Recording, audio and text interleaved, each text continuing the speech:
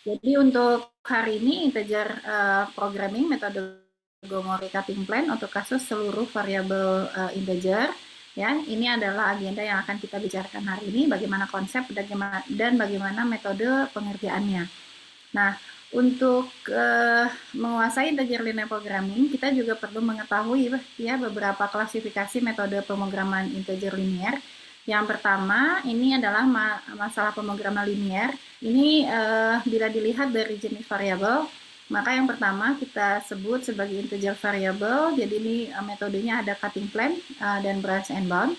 Kemudian untuk mixed integer ya, jadi ada yang continue dan ada yang integer variabelnya. Nah, ini cutting plan dan branch and bound.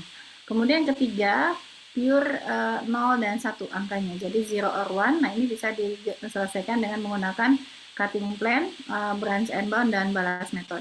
Sementara untuk masalah pemrograman nonlinear yang melibatkan integer variabel, di sini dikenal menjadi dua kelas umum, yaitu masalah pemrograman polinomial, yang mana ini bisa diselesaikan ya dengan menggunakan cutting plan, branch and bound, dan balas method. Kemudian masalah nonlinear secara umum, ya ini juga dibagi dua menjadi masalah integer generalized penalty function method dan mixed integer generalized penalty function method juga penyelesaiannya. Nah, sekarang kita akan lihat konsep dari metode Gomori cutting plan ya. Jadi kita akan mulai dari contoh soal. Nah, misalnya kita punya masalah pemrograman linear seperti terlihat pada slide ya.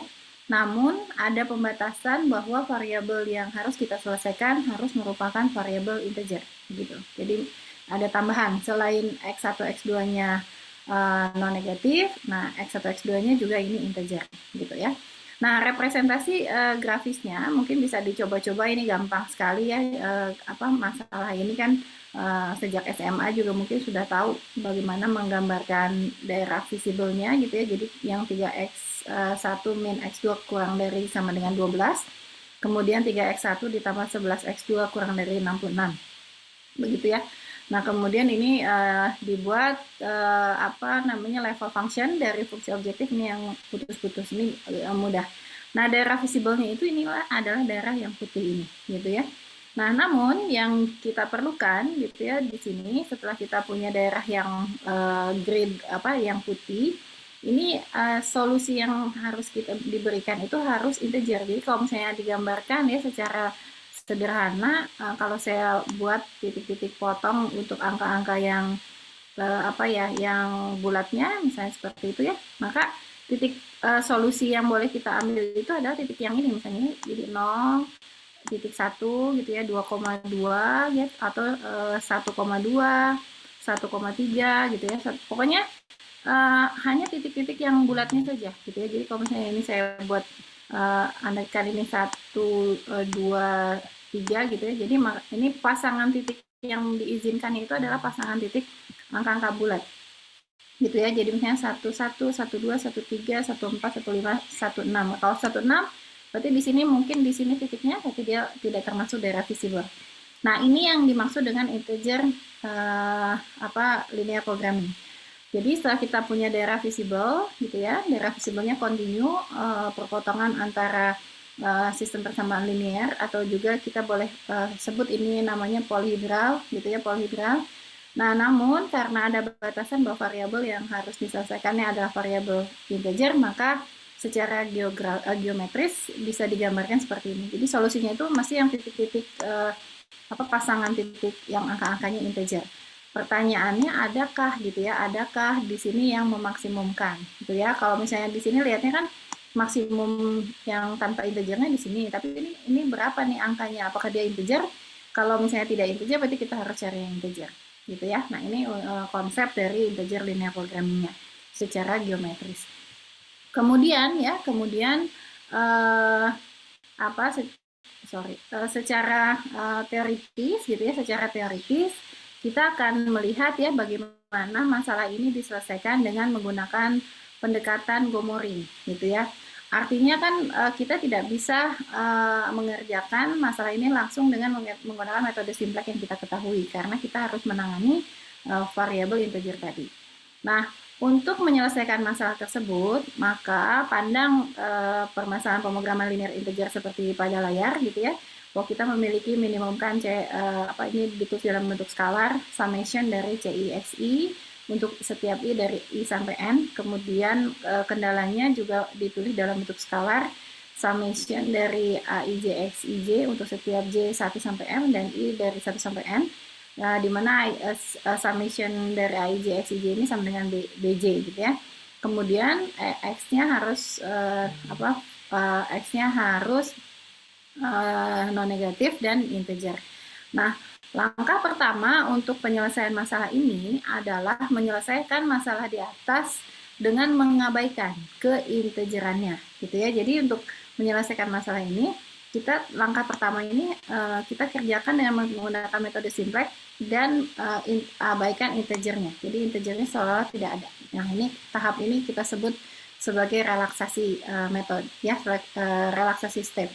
Jadi relaksasi atau abaikan terlebih dahulu kondisi integernya, gitu ya. Nah, kemudian tahap kedua, kita periksa apakah solusinya sudah integer. Kalau misalnya menggunakan metode simplex tanpa mempertimbangkan keintegeran variabel, kemudian kita memperoleh solusi secara solusinya integer, maka kita tidak punya hal lain yang harus kita lakukan, gitu ya.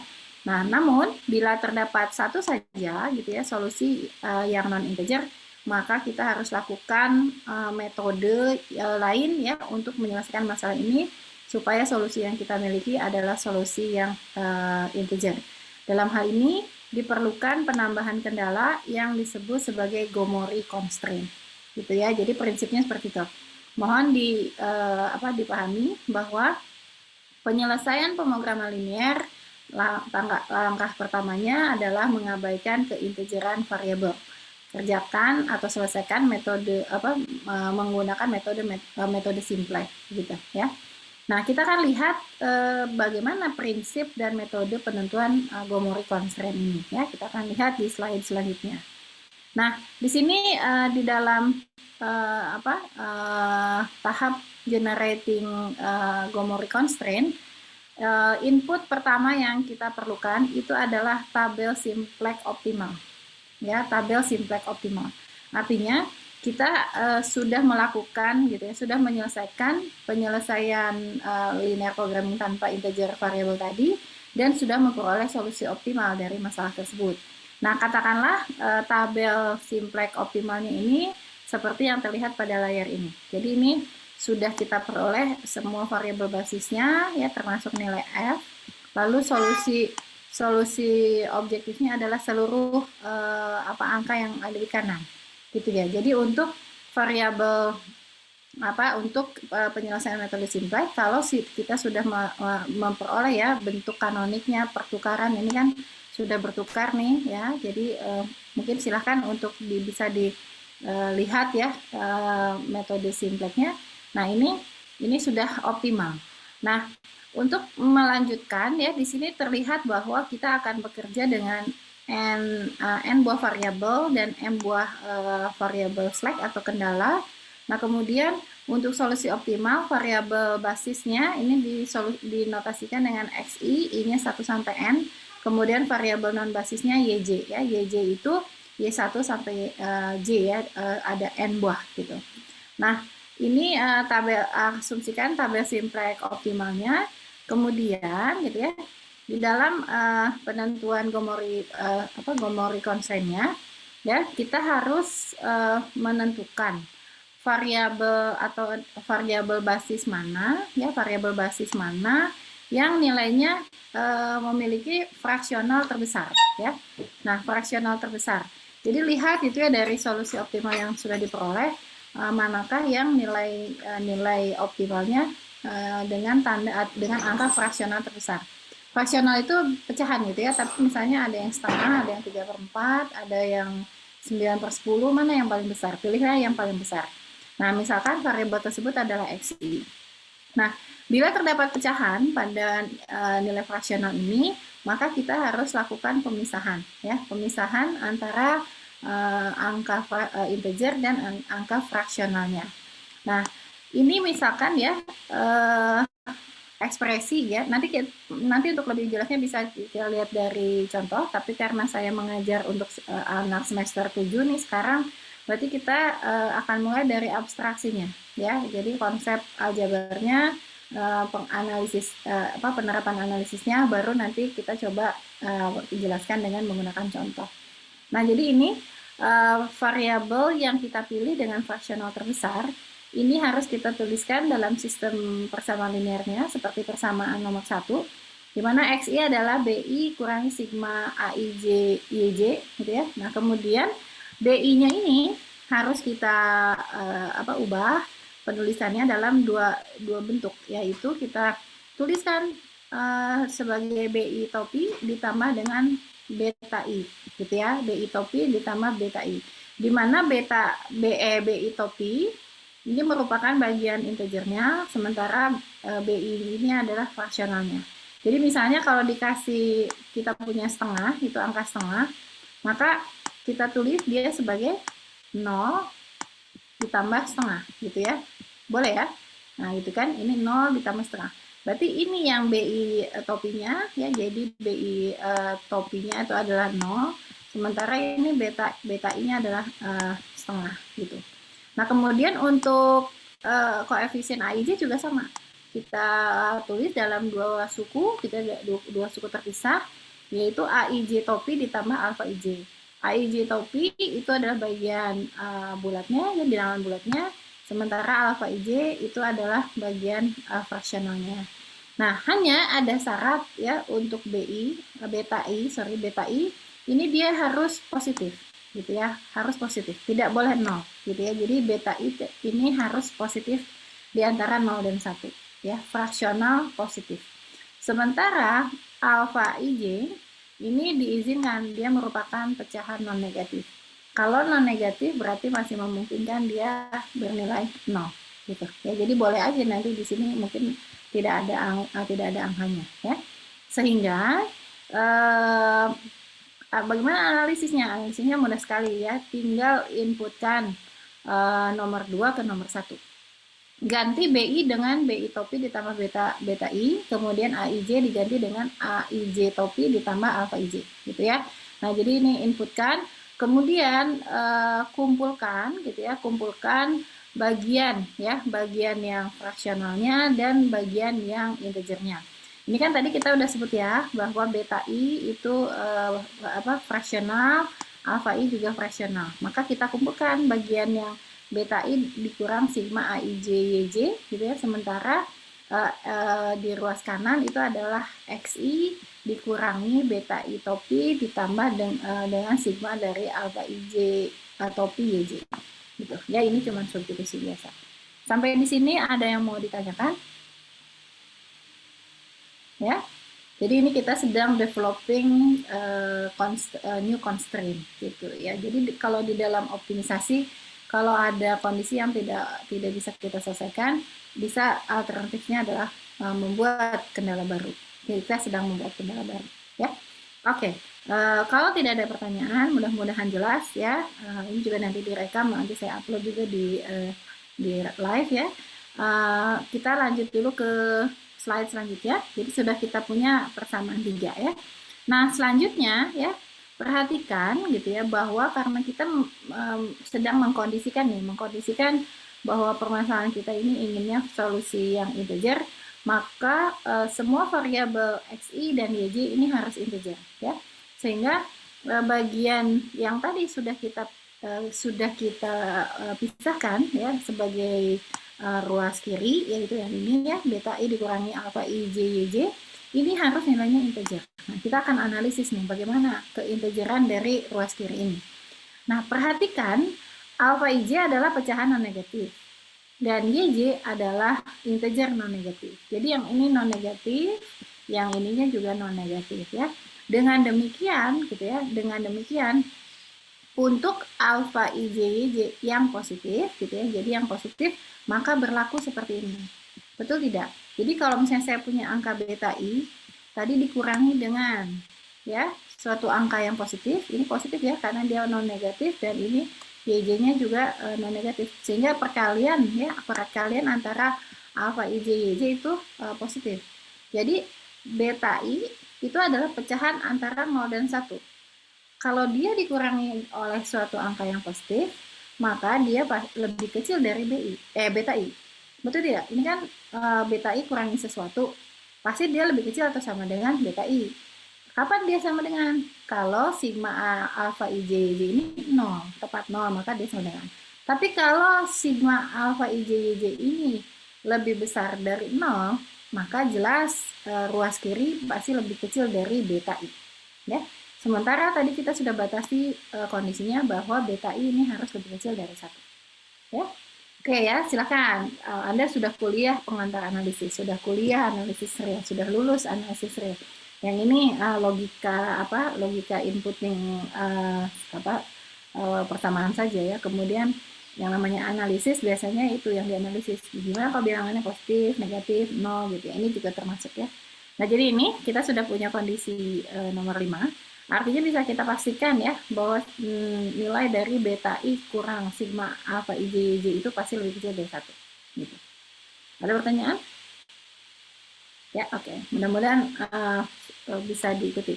Selanjutnya kita lihat juga apa yang terjadi selanjutnya kalau nilai beta I kurang sigma alfa I, J, Y, J ini yang harus integer ya, maka nilainya dapat juga dia bernilai 0 atau negatif. Ya kan? Karena ini bisa kalau misalnya ini sama dengan beta I tepat sama dengan sigma alfa I, J, Y, J, berarti dia tepat 0. Tapi kalau misalnya beta I lebih kecil dari hasil kali antara alfa I, J, Y, J, pasti ini nilainya selisihnya pasti negatif. Ya, maka fungsi tambahan yang kita peroleh selain tadi kondisi bahwa dia adalah dibatasi di atas dengan angka 1, maka untuk beta I kurang sigma alfa I, J, Y, J ini mestilah dia terbatas di bawah dengan angka 0 gitu ya. Jadi ini suku yang ini tuh harus lebih kecil sama dengan 0.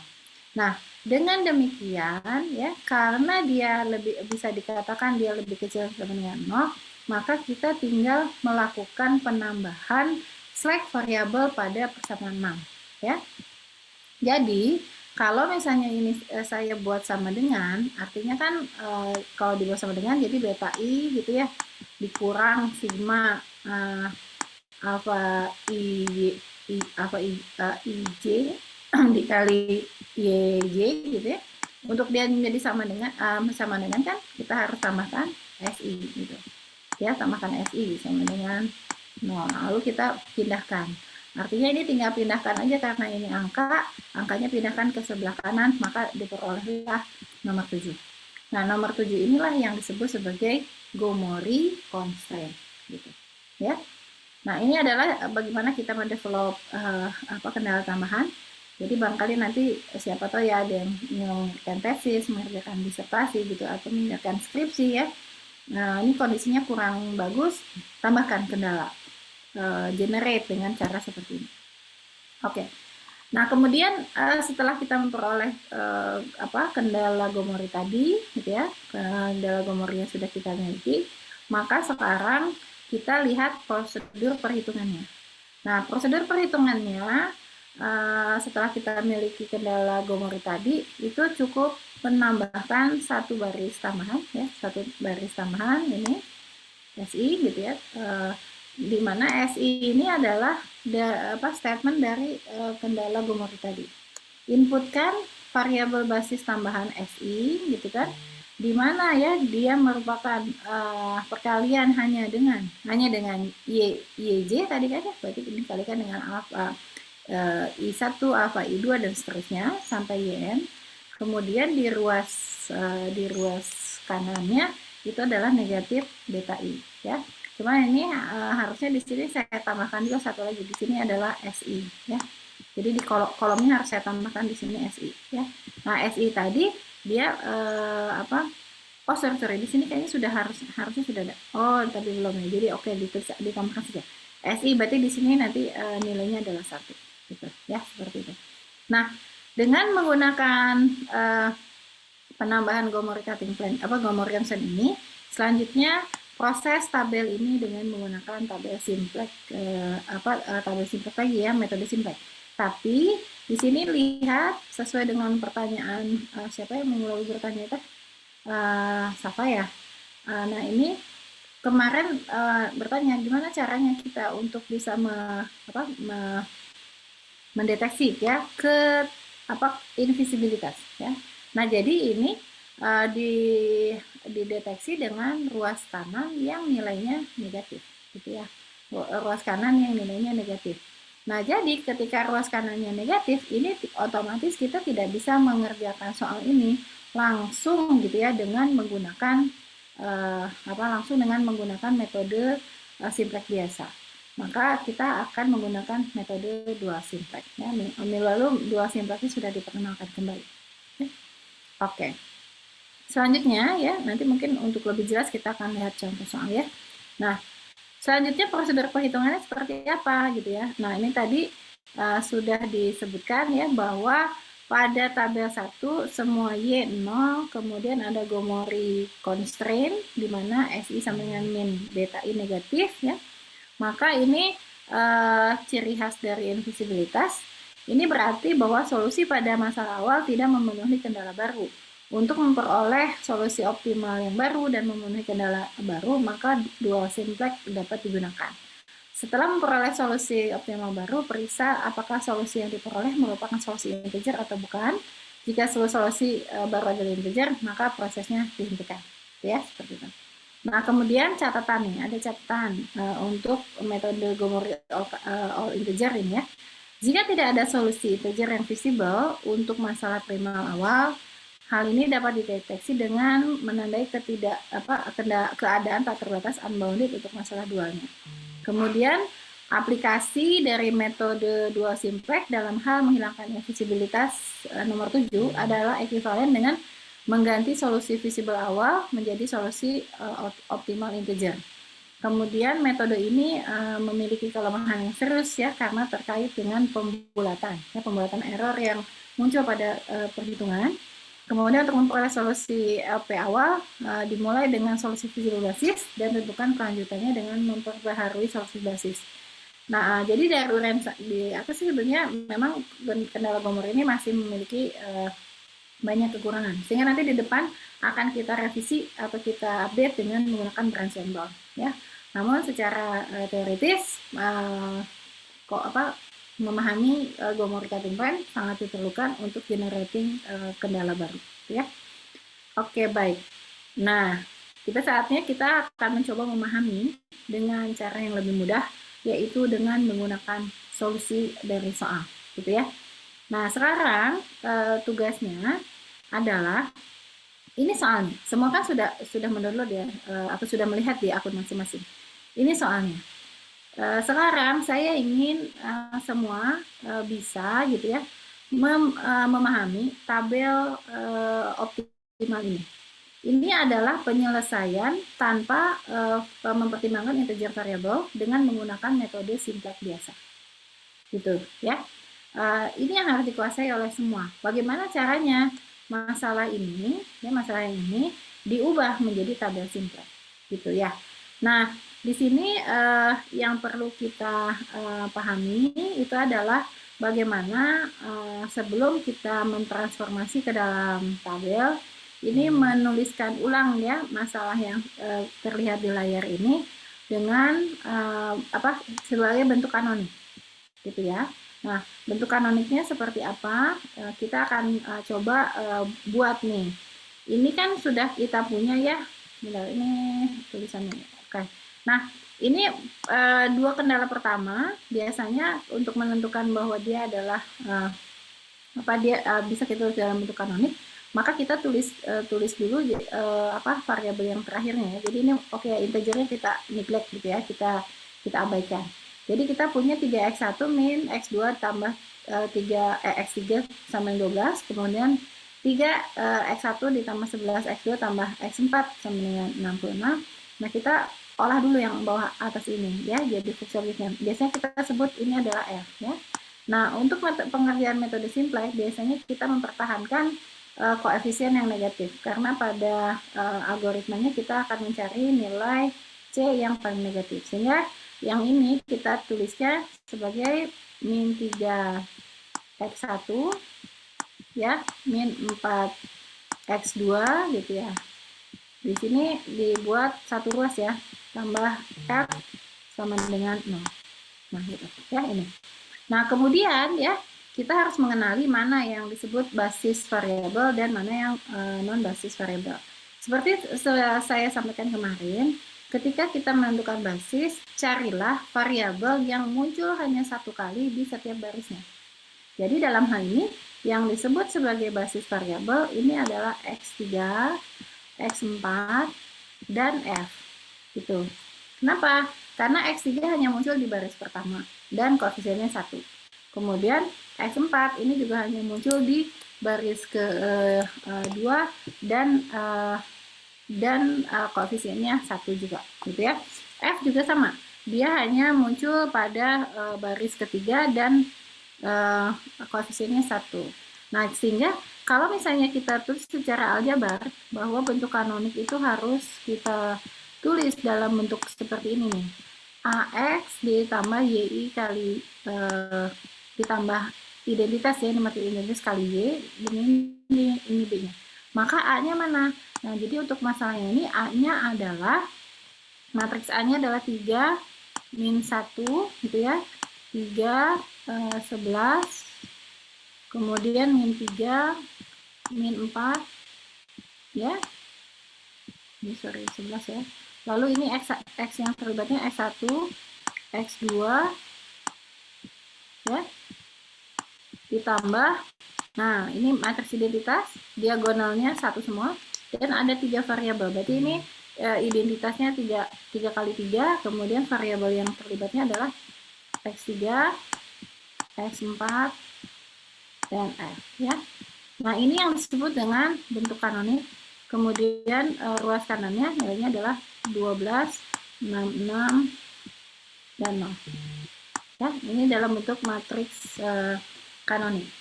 Nah, ini yang akan kita gunakan sebagai penentu mana yang basis, mana yang bukan. Ya. Nah, kalau dia variabel yang berkoefisien matriks yang ini, nah yang ini berarti dia adalah variabel basis. X basis, ya, karena dia koefisiennya matriks identitas. Kalau dia bukan koefisiennya basis, maka ini adalah variabel non basisnya, gitu. Sementara ini adalah ruas kanan, ya. Sampai di sini bisa mengubah bentuk ini, ya. Nah ini yang ini soalnya sama saja ya. Nanti kita lihat kan, cuma ini nggak pakai integer, ini pakai integer, ya, tapi sama. Nah, hasil pengolahan kita dalam bentuk kanonik akan kita gunakan sebagai bahan penyusunan tabel sintak, ya. Nah, untuk menyusun tabel sintak yang saya gunakan, saya merujuk ke RAO ya, buku SS RAO gitu. Nah, ini kita akan bisa menuliskan tabel sintaknya dengan cara seperti ini. Saya buat tabel sintak ya, mas, ini tulisannya. Ini variabel basis. Nah, kemudian ini adalah variabel non basis. Tulis dulu semua variabel non basis. Berarti variabel basisnya X1, X3, X4, dan F gitu ya. Kemudian ini variabel basisnya. Ya. Tulis lagi. Nah, jadi di sini variabel basisnya X3. Lalu ada X4. Sorry, ini ada F ya. Biasanya untuk F kita pisahkan dengan garis supaya terlihat bahwa dia adalah nilai fungsi objektif. Nah, variabel non basisnya di sini itu adalah X1 dan X2. Ya, jadi kita buat seperti ini. Kemudian variabel non basis di sini ulangi lagi yang 3 ini ditulis ya. X3, X4, sorry, ini F ya. F-nya termasuk basis. Kemudian ini ruas kanannya B. Nah, gitu. Jadi ini caranya ya, membuat tabel simplex untuk perhitungannya. Nah, kemudian isikan angka-angkanya, ya, supaya lihat di angka-angkanya. Isikan koefisien ini di blok yang ini. Berarti ini adalah 3, min 1, kemudian ini 3, 11, kemudian ini adalah min 3, dan min 4. Ya. Sementara yang ini, yang F3, X4, F ini blok ini diisikan dari koefisien identitas ini. Berarti ini 1, 1, 1, yang lainnya 0. Ya, 0. Nah, ini caranya membuat tabel simpleknya. B-nya berarti isikan dari ruas kanan ini. 12, 66, dan 0. Oke, nah sekarang kita sudah ready dengan tabel simplek awal. Sampai di sini ada pertanyaan? Silakan, ada yang mau bertanya? Ibu izin bertanya. Ya boleh, salah. Itu kalau tadi yang fungsi yang min itu kan Ibu nulisnya F sama dengan min 3x1, min 4x2, terus lalu dipindahkan ke ruas kanan ya Bu ya, tapi itu F-nya tetap positif. Itu kenapa ya Ibu? Oh ya, sorry, saya salah dikit. Oke, ini kan saya mau mempertahankan min 3 ya. Min 3 karena kan kita akan bekerja dengan menggunakan metode simplek ya. Jadi kita akan mempertahankan min 3. Nah, ini saya harus pindah. Ya betul, terima kasih Salsa koreksinya. Jadi ini harus saya pindahkan, tapi ini harus dikasih negatif nih. Ya, betul kan? Jadi kalau misalnya F-nya pindah ke kanan, ke sini, satu ruas gitu dengan min 3 dan min 4, maka dia harusnya min F ya, betul tidak? Betul, Salsa? Ya. Jadi kan harus, kalau kita rubah gitu ya, jadi min 3x1, min 4x, 4x2, min F ya, begitu ya. Nah, hanya supaya sekarang koefisien ini ya, koefisien dari kanoniknya itu adalah 1, maka variabelnya saya rubah jadi min F. Ditulis aja seperti ini, gitu. Ini sebenarnya masalah awalnya ini maksimisasi, ya. Nih, saya nunggu pertanyaan itu dan bagus ditanyakan, jadi saya bisa menjelaskan. Nah, jadi ini supaya koefisiennya tetap 111, maka variabel basisnya kita tulis dalam bentuk lain, yaitu negatif F, gitu ya. Nah, ini kita rubah lagi sedikit sih. Ini nah ini juga sama, kita tulisnya min F ya. Jadi untuk menghindari invisibilitas ya, kita bisa lakukan ini supaya kita tidak harus kalikan negatif gitu ya. Nah, jadi tidak masalah, isi dari tabelnya akan tetap sama, hanya variabelnya menjadi baru, menjadi min F. Atau kalau misalnya kita tidak ingin kita tulis dalam bentuk min F, boleh saya misalkan lagi, ini katakanlah jadi G-nya adalah min F. Tapi ini harus keep in mind ya, bahwa G adalah min F, sehingga nanti pada saat perhitungan dituliskan ulang. Jadi ini boleh ganti, misalnya kalau mau jadi G, berarti di sini G, dan ini adalah G. Gitu. Jelas, Salsa? Ya? Cukup jelas Ibu, terima kasih. Ya, begitu ya. Jadi setiap pemindahan ruas itu tidak mengubah aturan yang sudah menjadi kesepakatan dalam teori matematikanya. Tetap aja kalau berpindah ruas harus dikali dengan negatif gitu ya. Nah, hanya ada trik yang kita lakukan gitu ya. Ada trik yang kita lakukan. Kenapa? Karena kita ingin koefisien untuk variabel basis itu adalah matriks identitas. Jelas? Yang lain gimana? Ini adalah tabel simplek awal yang akan kita gunakan untuk menghitung metode atau menghitung solusi optimal tanpa integernya. Ya. Jelas? Yang lain ada pertanyaan lagi sebelum saya hapus? Oke ya, tidak ada pertanyaan lagi. Mudah-mudahan jelas. Oke, selanjutnya. Nah ini. Makanya di sini Sasa bisa dilihat di sini tuh yang ini adalah min F dan min F ya. Nah, ini yang tadi saya buat barusan di atas, ini adalah tabel yang awal ini. Jadi 3, min 3, min 1, 11, 4, 1 dan seterusnya 12, 6, 6, 0 ya. Nah, sekarang bagaimana kita melakukan metode simpleknya ya? Metode simplek kita lakukan dengan cara memilih koefisien negatif terkecil pada baris F di paling bawah. Jadi pada nilai F yang ini. Pilihlah nilai C dengan angka negatif terkecil. Berarti yang terpilih adalah min 4. gitu kan, di antara min 3 dan min 4. Kemudian ini adalah yang kita sebut sebagai kolom terpilih ya. Selanjutnya, setelah kita memperoleh kolom terpilih, kita selanjutnya harus menentukan rasio. Rasio dipilih dengan membagi nilai BI dengan entry pada kolom terpilih yang bersesuaian. Jadi artinya misalnya ini ya 12 dibagi min 1, 66 dibagi 11. Nah, namun catat, untuk menghitung rasio, kemarin sudah dijelaskan di algoritmanya. Dia tanya dulu apakah AIJ-nya negatif. Kalau iya, maka tidak ada rasio, gitu ya. Kalau misalnya AIJ-nya positif, maka kita tentukan rasio. Jadi yang untuk baris pertama, 12 min 1 tidak memiliki rasio, tapi 66 per 11, rasionya 6. Nah, kemudian di antara rasio yang kita dapatkan, pilihlah rasio terkecil. Jadi karena ini satu-satunya rasio, berarti 6 ini yang terpilih. Berarti kita boleh tandai ya. Kita tandai baris terpilihnya adalah yang X4 ya. Nah, ini ya, pemilihan ini mengakibatkan kita bisa memilih variabel yang akan masuk dan mana yang keluar. Nah, variabel dengan nilai CJ yang terkecil itu adalah kita pilih sebagai variabel masuk ya, jadi X2 yang masuk. Sementara variabel yang kita pilih dari rasio terkecil itu adalah variabel yang keluar. Jadi ini entering variable, yang ini leaving variable gitu ya.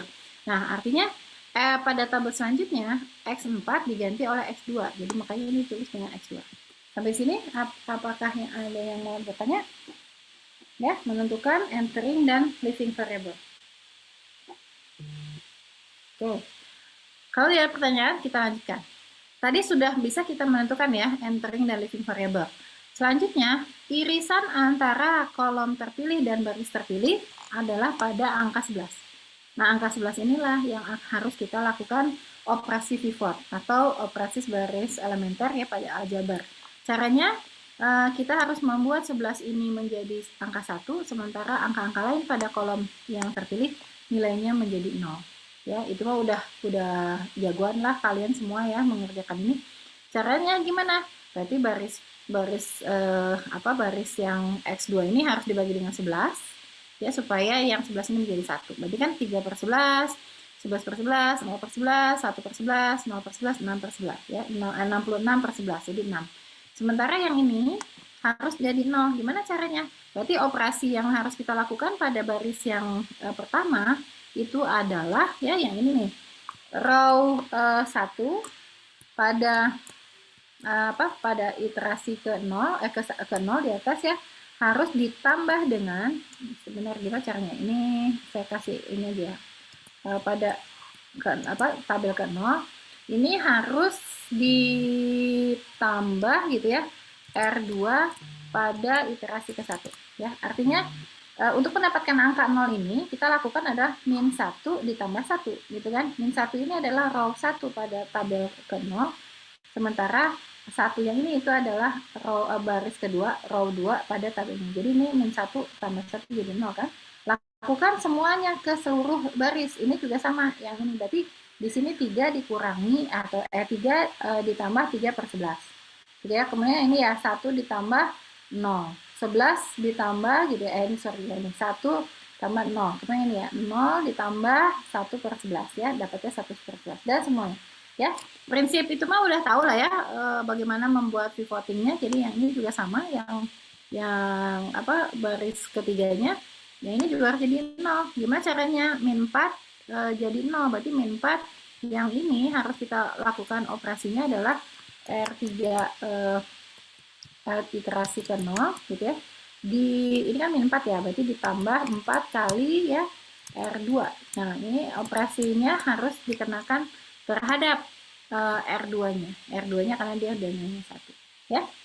Sampai sini bisa diikuti ya, itu pivot biasa. Setelah kita pivotkan seluruhnya, maka sekarang kita miliki hasil hitungnya seperti terlihat pada layar ini ya. Nah, dengan cara yang sama, hasil perhitungan setelah operasi pivot, pilihlah nilai C dengan negatif terkecil ya, dengan angka negatif terkecil. Di sini yang negatifnya cuma satu, yaitu ada pada min 21 per 11 ya, min 21 per 11. Nah, ini oke, berarti ini adalah baris kolom terpilih. Kemudian dengan cara yang sama kita tentukan lagi rasionya. Nah, lihat entry pada kolom terpilih tidak ada yang negatif. Berarti kita bisa mendapatkan dua rasio. Jadinya rasionya adalah 18 dibagi 36 per 11 dan satu lagi 6 dibagi 3 per 11 ya. Jadi ini dioperasikan dapatnya 11 per 2 dan 22. Nah, nilai terkecilnya adalah 11 per 2 ya. Sehingga di sini baris terpilih yang akan kita pivot itu adalah baris yang pertama. Oke, jadi ini elemen pivotnya. Gitu. Sampai di sini ada pertanyaan untuk metode simplex? Ya. Selanjutnya kita lihat ya setelah kita tahu mana elemen yang harus kita pivot, maka lakukan dengan cara yang sama. Elemen 36 per 11 itu harus menjadi angka 1, sementara nilai pada kolom yang bersesuaian semuanya harus nilainya menjadi 0. Gitu ya. Nah, caranya sama lagi, berarti ini baris pertama harus dikalikan dengan 11 per 36 ya. Jadi biar dia nilainya 1, kemudian yang angka 1 ini, yang angka berapa ini? Angka 3 per 11, berarti kan operasinya R2 tabel 1 gitu ya, dikurangi gitu ya, dikurangi 3 per 11 kali R1 tabel 2 ya, dan seterusnya. Sehingga diperoleh hasil seperti ini. Nah, kemudian untuk shopping kriterianya bagaimana? Periksa gitu ya, periksa apakah pada baris terakhir F masih ada elemen atau entry yang nilainya negatif. Kalau sudah tidak ada, maka hitungan kita bisa kita hentikan solusi optimal, gitu ya. Jadi ini perhatikan di sini baris terakhir sudah tidak ada lagi yang negatif, ya. Jadi ada yang 0, 7 per 12, 5 per 12, 1. Maka di sini adalah kita sudah bisa menghentikan perhitungan stop, artinya solusi optimal. Berapa solusinya? Berarti solusinya adalah untuk X1, X2, dan min F yang ada di basis ya. Oh ya, tadi kan yang terpilihnya ini ya, X1 masuk, X3 ya, X3 keluar. Nah, makanya di sini X3 di sini. Nah, berapa nilainya? Nah, berarti nilainya yang kita peroleh adalah ini. X1-nya 11 per 2, X2-nya 9 per 2, F-nya adalah min 69 per 2. Ya, jadi F nilainya min 69 per 2. Silakan. Sebelum lanjut nih, karena setelah ini kita akan lanjut untuk perhitungan Gomori cutting plan-nya. Silakan untuk metode simplex diulangi dengan contoh langsung. Apakah ada pertanyaan?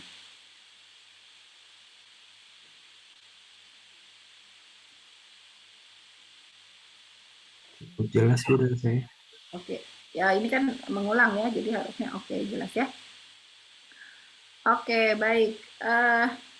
Selanjutnya di sini kita akan lihat bagaimana ya kita melanjutkan dengan menggunakan metode Gomori cutting plan-nya ya. Oke.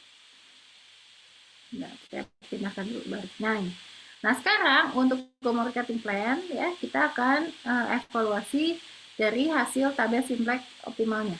Nah, tabel simplex optimal tadi dapat ditunjukkan ya bahwa kita memiliki nilai X1 11 per 2, X2-nya 9 per 2. Kemudian semua variabel yang tidak terdapat di dalam variabel basis artinya nilainya 0, berarti ini X1, X3, X4 semuanya 0, dan nilai F minimumnya adalah min 69 per 2.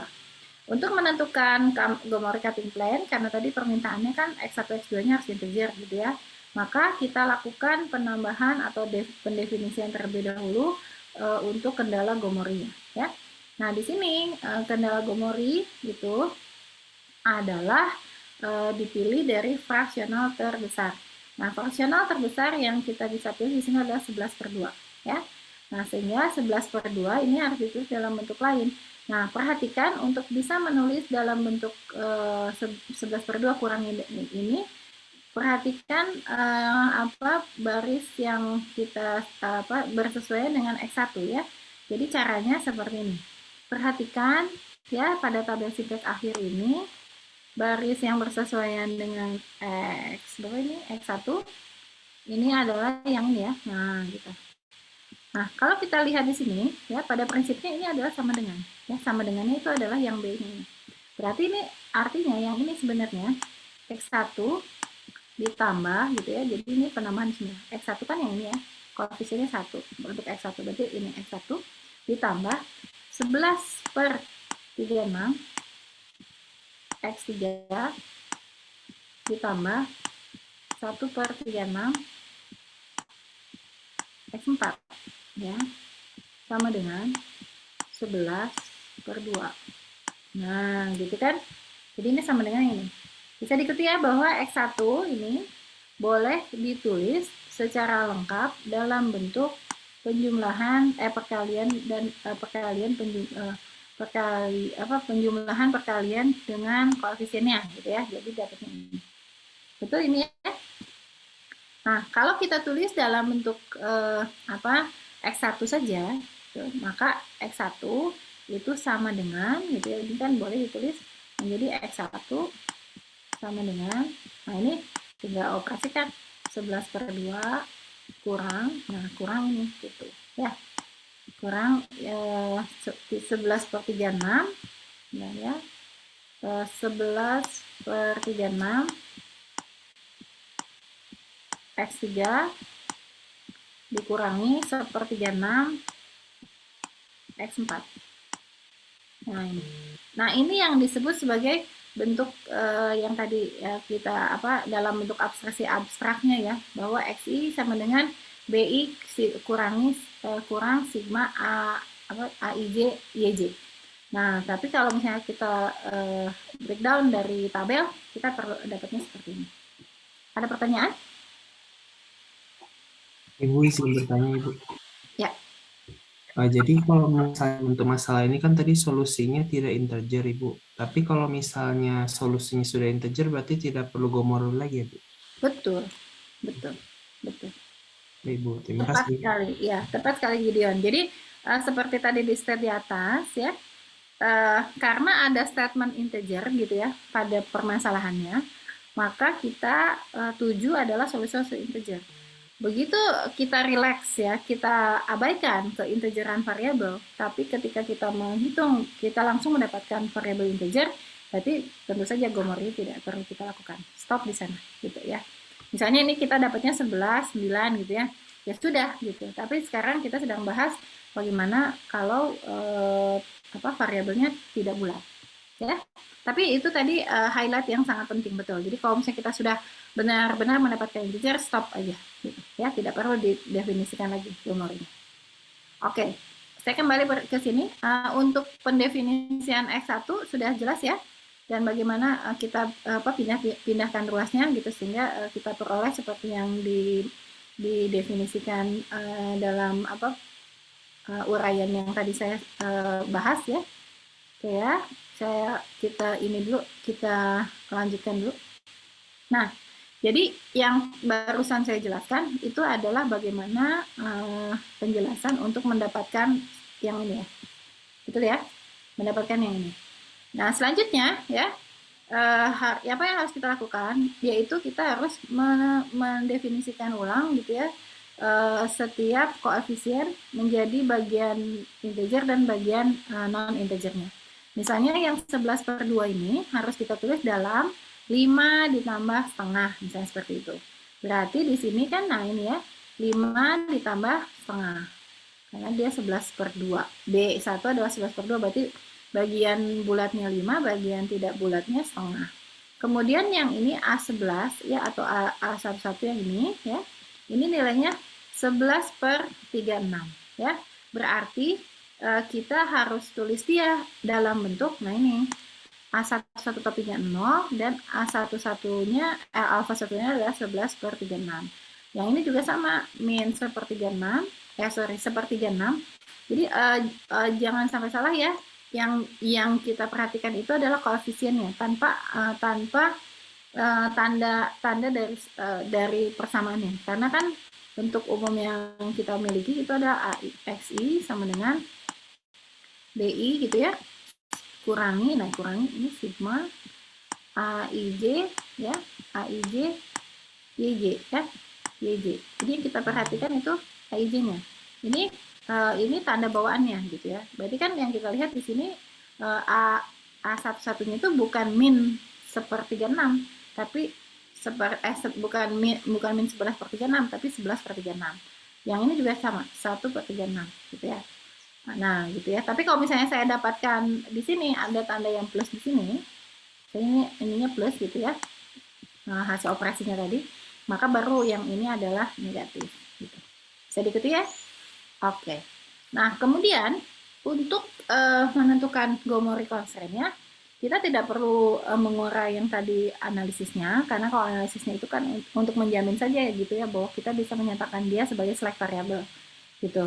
Nah, di sini langsung saja kita tentukan bahwa gitu ya, bahwa Gomori constraint-nya itu bisa kita tulis dalam bentuk yang ini tadi, yang tadi kita, nah ini nomor 7 ya. Jadi Gomori constraint-nya adalah SI dikurang sigma alpha IJ YJ sama dengan min beta gitu ya.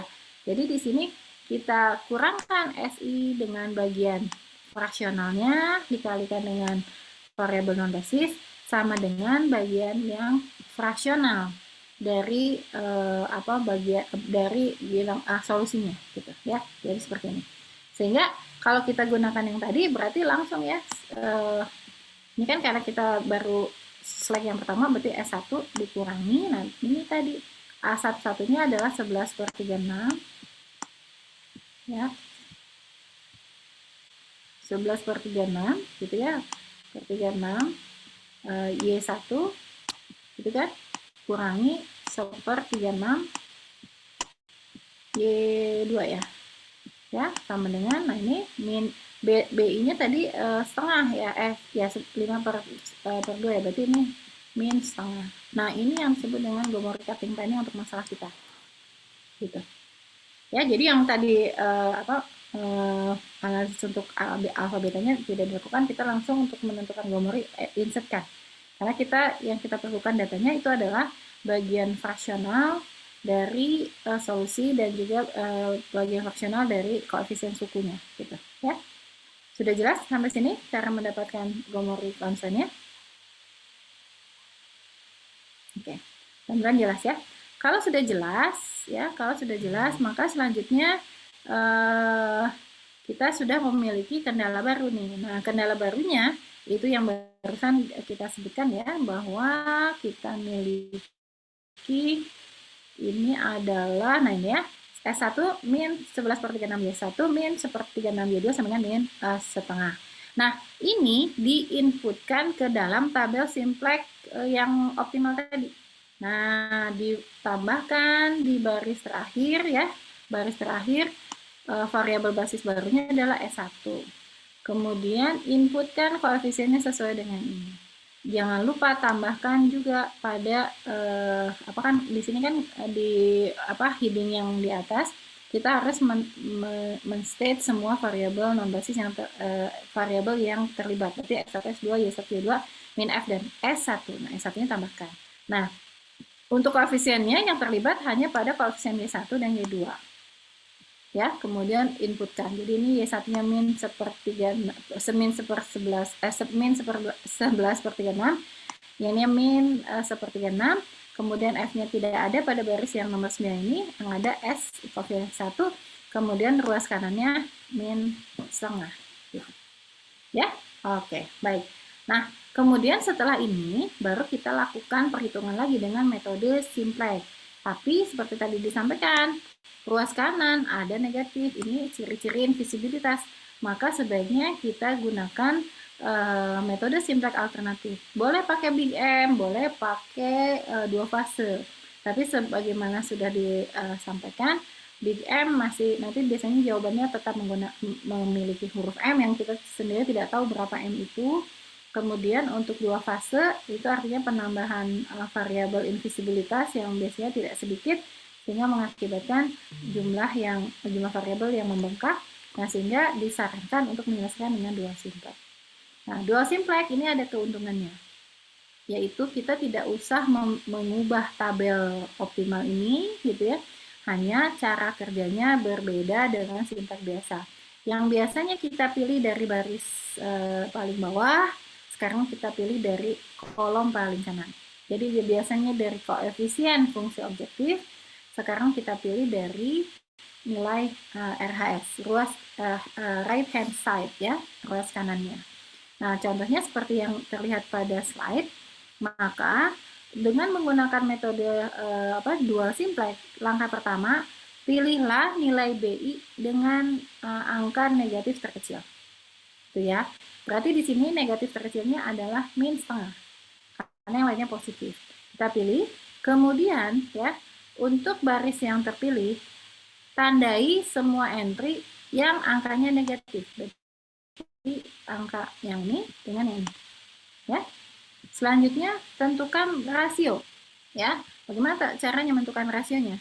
Nah, rasio ditentukan dengan cara gitu ya, membagi nilai f ya, nilai fungsinya dengan negatif dari koefisien yang terpilih tadi. Oh, sebentar. Oke ya, sebentar. Ini saya freeze apa? Sebentar. Oke, sebentar ya, kegeser. Nah, ini ya. Nah, jadi kita pilih min setengah ya. Kemudian untuk rasio, ya tadi saya ulang lagi, untuk rasio ditentukan dari nilai pembagian antara koefisien pada F yang bersesuaian dengan entry yang negatif yang tadi sudah kita tandai. Berarti rasionya itu adalah 7/12. Kan di bawah ada ya. Saya kelihatan dulu. Nih, nah jadi rasio, nah ini nih ya, biar saya nggak usah nulis. Jadi di sini tadi kita pilih min setengah ya, min setengah yang kita pilih, kemudian kita tandai ya barisnya, kita tandain barisnya yang ini, kemudian kita pilih angka-angka yang negatif saja, gitu ya, yang ini. Nah ini kan pilih di sini, kemudian tandai elemen dengan negatif, sehingga kita punya ya bahwa kita punya min setengah. Untuk menentukan rasio, ini rumusnya ya, nilai koefisien fungsi objektif dibagi negatif dari ARS ya, dan ARS-nya hanya yang negatif saja. Sehingga di sini kita punya 7/12 dibagi min 11/36, atau sama saja dengan 7/12 dikali 36/11. Jadi kita punya 21/11. Ya, jadi rasio yang ini adalah 21/11. Yang ini 5/12 dikali min 1/36 atau 5/12 kali 36/1. Ini 15. Mana yang lebih kecil? Apakah 21/11 ataukah 15? Berarti kan 21/11. Berarti kita pilih yang ini. Artinya apa? Variabel S ini akan keluar ya, diganti oleh Y1 nantinya. Jadi kan ini yang terpilihnya Y1 ya. Yang terpilihnya adalah Y1 yang ini, jadi nanti Y1 akan menggantikan S1. Kemudian kita harus mempivot di elemen min 11/36. Ya, seperti itu. Lakukan dengan operasi pivot, buat min 11/36 ini menjadi 1, sementara elemen yang lain menjadi 0. Sampai di sini ada pertanyaan? Untuk ini adalah satu tahap atau satu iterasi dari dual simplex. Clear ya? Oke. Baik, saya clearkan gambarnya untuk slide selanjutnya. Nah, selanjutnya hasil hitungnya yang kita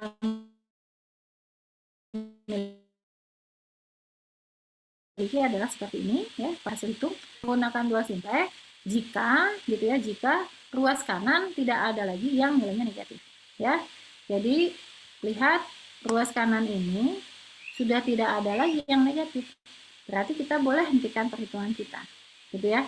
Artinya ya nilai ini ya, nilai basis variabel basis ini nilainya adalah yang di sebelah kanan. Jadi kita dapatkan X1 sama dengan 5, X2 51/11, Y1 di sini Y1, berarti Y1 adalah 18/11, F-nya adalah min 369/11 atau min 336/11. Perhatikan tadi yang kita pilih adalah X1 ya, maka X1 sudah berhasil kita buat menjadi integer. Gitu. Nah, namun di sini karena tadi permasalahannya meminta semua variabel yang terlibat adalah integer, yaitu x1 dan x2 harus integer. Di sini kita masih punya x2-nya belum integer. Maka kita harus mendefinisikan Komori constraint yang kedua. Oke. Sebelum saya menentukan Komori constraint yang kedua, apakah sudah jelas cara menentukan solusinya pada tahap yang pertama? Ada Ya, komentar? dari saya sudah cukup jelas. Oke ya, baik. Nanti bisa dibaca ulang, video juga nanti saya share, silahkan bisa dilihat ya. Nah, kemudian untuk langkah selanjutnya, ya, karena X2 ya yang harus integer, ini belum integer, maka kita lakukan hal yang sama seperti tadi. Berarti kita di sini tandain yang, saya kasih warna hijau ya, yang X2 ini, ya. Nah, yang ini, baris yang ini, sorry.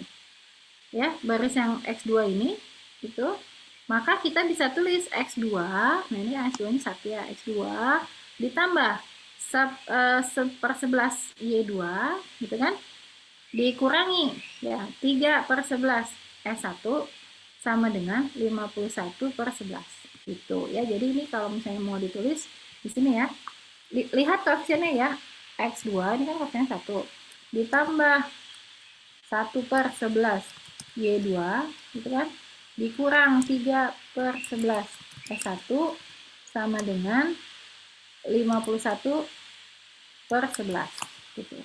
Atau ya setelah kita operasikan, maka kita miliki yang nomor 15 tadi. Ini.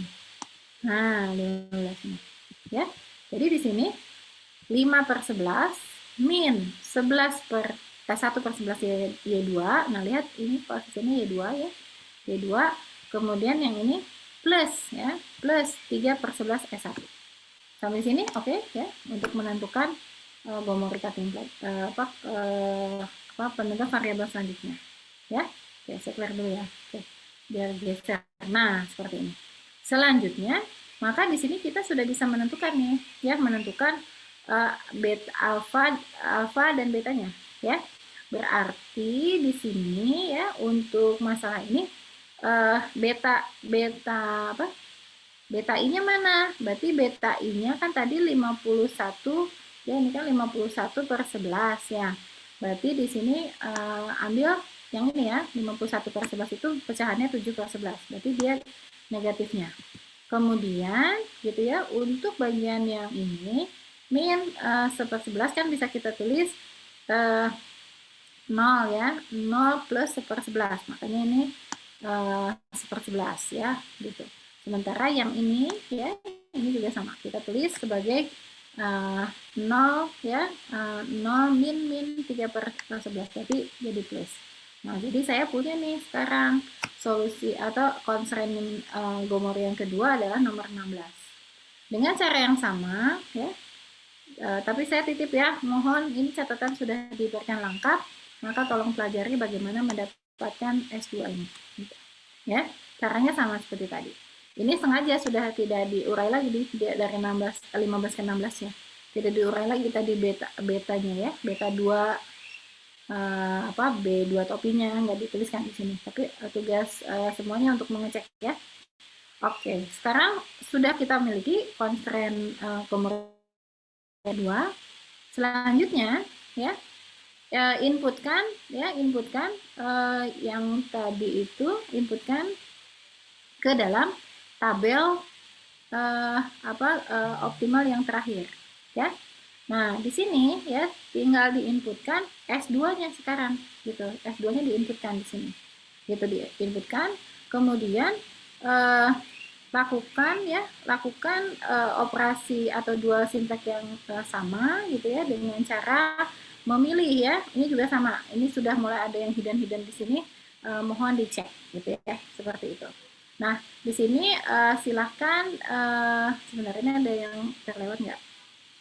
Oke, benar ya, ini sudah ya Y1 ya. Oke. Jadi di sini sudah Y1-nya dipindahin ya. Jadi lihat nih, takut salah. Ini kan F, Y1.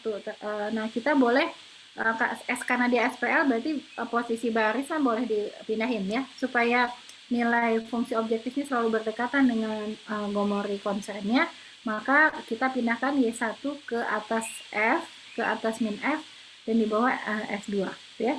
Kemudian dengan cara yang sama ya, kita tentukan dengan dual simplex.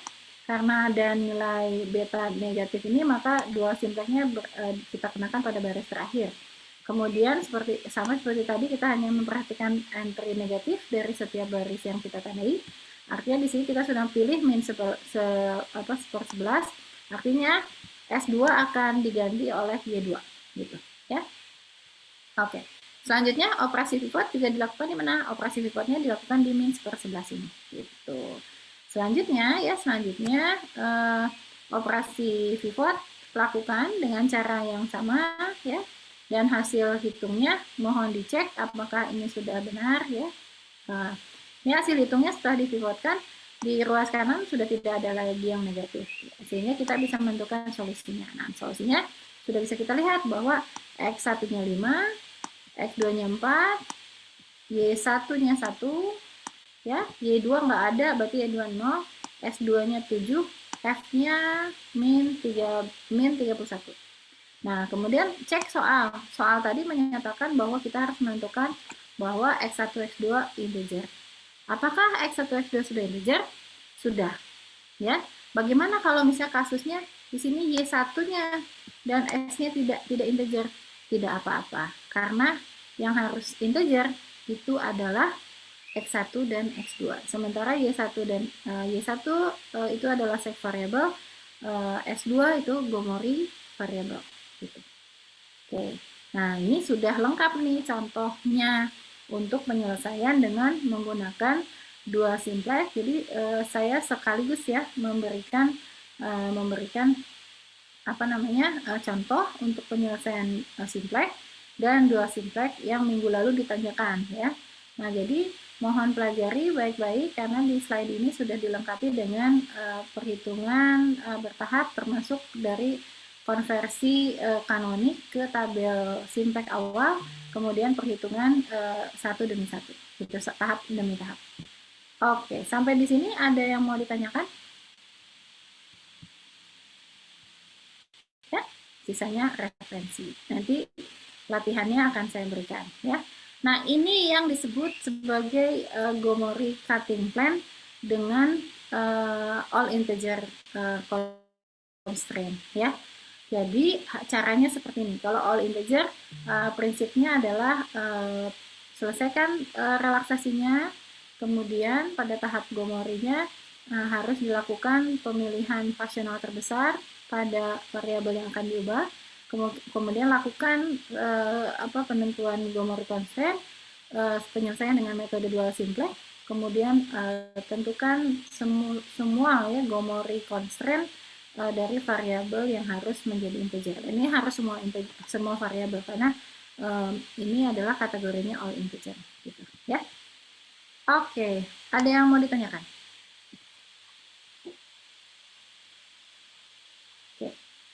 Sudah jelas semua? Saya stop share ya, silahkan. Filenya. Ya, boleh. Mohon maaf izin bertanya, Bu. Sebelumnya tadi di saya agak putus-putus dikit, mau nanya di bagian yang mau gorop yang tabel pertama, Bu. Itu nilai X2-nya kalau boleh tahu, kenapa beda sama yang tabel pertama ya, Bu? Bentar, X2 yang mana ya? Tabel yang mana ya? Tabel yang...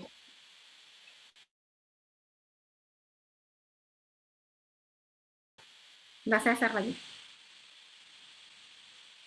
Bentar, saya lagi muter nih. Kayaknya internetnya. Sudah. Yang mana? Tahap mana?